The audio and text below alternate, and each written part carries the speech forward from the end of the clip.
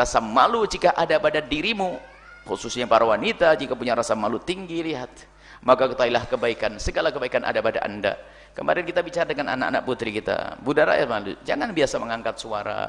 Fala takhdu'na bil qawli fayatma'alladzi fi qalbihi maradun. Kalau ngomong kepada orang laki-laki, jangan ganjen-ganjen deh, jangan ngendesah-desah, jangan kemenyek-kemenyek itu.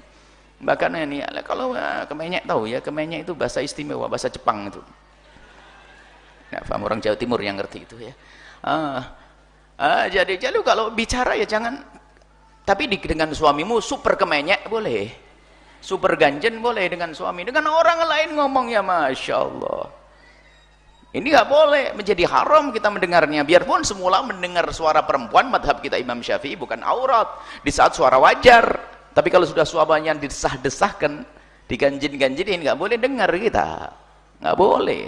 Dan kita ingin tanamkan anak kita punya rasa malu. Jangan biasa mengangkat suara di depan kaum pria. Kemudian juga kalau pengen ngukur kemuliaanmu, wahai anak-anak putriku, teman, dan ibu apa wanita, ibunda dan saudara-saudari, kalau anda sudah betul-betul merasa risih di saat dipandang oleh kaum pria, maka rasa malu ada pada anda.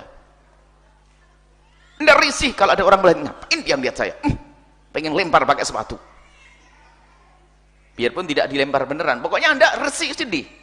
Tapi naudzubillah, katanya rajin ngaji, solehah, tahajudan, kalau lewat laki-laki pasti dibasah-basahin bibirnya kek, atau minyaknya langsung diambil, macam-macam ya. Rendah itu perempuan, tidak ada nilainya, itu rendah. Perempuan harus punya wibawa, malu, punya rasa malu. Dilihat lagu laki-laki, ngapain dia merhatikan saja.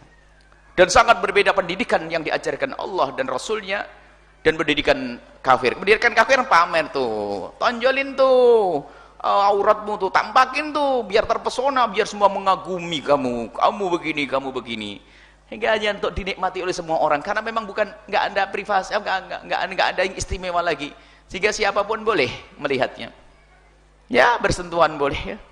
Sementara orang yang sesuatu yang mulia pun akan dijaga. Sebenarnya menjaga ini adalah tradisi atau kesadaran semua orang. Dikisahkan bahwa ratu di negeri kafir sana, ratu apa gitu di Inggris atau apa itu nggak mudah salaman sama orang. Karena apa? Harus terjaga dong, masa semua orang disalamin, ya kan? Apakah boleh semua orang salaman? Ya nggak boleh. Karena apa? Terjaga dia. Ratu ini, ratu. Kalau wanita muslimah lebih dari ratu. Jangankan kok bersentuhan, lihat saja jangan. Kullil mu'minina yaghuddu min absarihim, lebih mulia ada daripada seorang ratu. Tapi keinginan untuk menjaga ini selalu ada dalam fitrahnya manusia beriman, kecuali memang runtuh imannya, apalagi runtuh imannya sudah tidak pernah menjaga dirinya, nggak punya rasa malu lagi. Jadi kalangan ratu-ratu kafir pun dijaga, nggak boleh dilihat siapapun, ini hanya khusus, dijaga. Bagaimana kita sebagai orang yang kenal Nabi Muhammad, seorang muslimah, kenapa harus dipamerkan tonjolan tubuhnya, lekuk-lekuk tubuhnya, kecantikannya? Kecantikanmu hanya untuk suamimu, kecantikanmu yang bukan untuk diobral di pinggir jalan. Maka budaya rasa malu.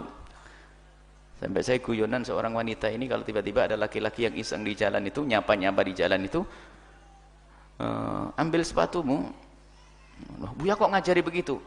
Enggak, biar kamu semakin wibawa. Nanti laki-laki jadi mulia semuanya, wanita mulia istimewa, tidak boleh diganggu, tidak boleh dihindarkan, tidak boleh direndahkan. Karena permasalahan adalah musuh-musuh Allah ini yang harus dipahami oleh para ulama, para kaum muslimin. Musuh-musuh Allah kalau menghancurkan kaum muslimin dengan senjata, mereka tidak akan mampu. Dari masa ke masa mereka harus hengkang di saat bercokol di bumi pertiwi selama 350 tahun dengan segala kekuatan, dan kekayaan kita pun diambil. Artinya kita seolah-olah tidak punya kekuatan, tapi kekuatan iman. Mereka menjadi hengkang meninggalkan negeri kita. Akan tapi mereka sekarang sudah berpikir, dan itu ditulis oleh para ulama-ulama besar, termasuk diingat oleh Dr. Muhammad Said Ramadan Al-Buti dan lainnya.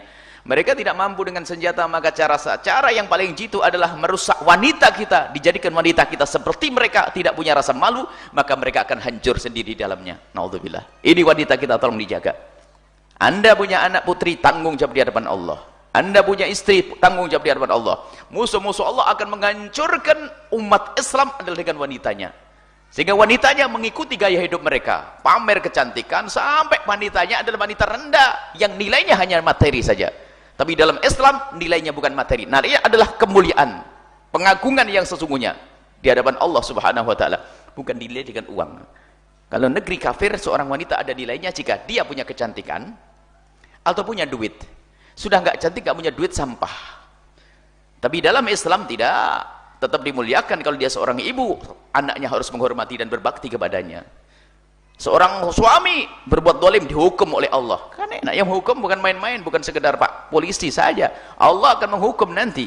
Kalau begitu pentingnya menghormati seorang wanita dan menghargai seorang wanita. Maka rugi dan rugi dan rugi. Hai Anda wanita muslimah, Anda mengikuti cara hidupnya orang kafir.